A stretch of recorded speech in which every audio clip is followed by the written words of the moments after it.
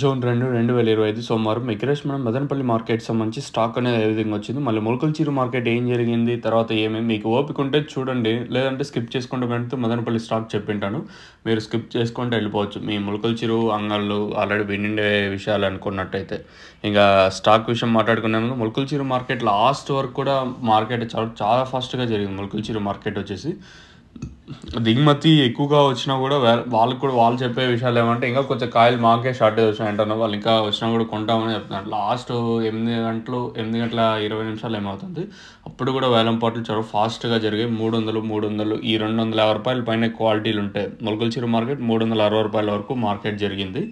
So మొన్నటితో పోల్చుకుంటే నేను మొలకల్చీరు market కొంచెం భారీగానే ఫాస్ట్ అని చెప్పచ్చు. మొలకల్చీరు వచ్చేసి అంగళ మార్కెట్ కూడా 400 రూపాయల వరకు మార్కెట్ జరిగింది. యావరేజ్గా 350, 370 రూపాయల లోపల అంగళ మార్కెట్ అయితే జరిగింది. కేవలం ఒక మండీలో 450, ఇంకో మండీలో 500 ఇలా అయితే మార్కెట్ అయితే జరిగింది.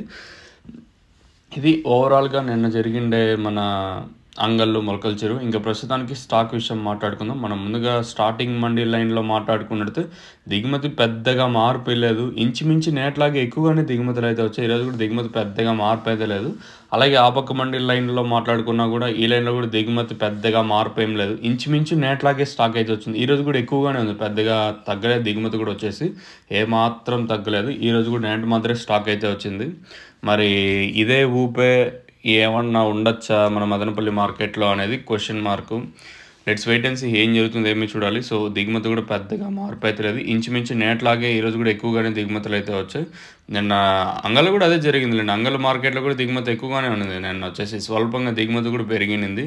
సేమ్ అదే వైబ్స్ ఉంటాయి, అంటే నేట్లాగే ఫాస్టే ఉంటుంది అనేది చూడాల్సి ఉంటుంది. సో వేలంపాట్లు 8 గంటల 30 నిమిషాలకి అట్లా స్టార్ట్ అయిపోతాయి. మీకు కూడా అప్డేట్ అయితే ఉంటుంది, మీరైతే మిస్ అవ్వద్దండి. సో ఈరోజు కొంచెం నేను కూడా వెయిట్ చేశాను, ఎందుకంటే ఇప్పుడు 2 మార్కెట్లు పెరిగినాయి కాబట్టి ఆటోమేటిక్గా పెరుగుతుందా లేదా నేట్ రేట్లో వెళ్తే చూడాలి.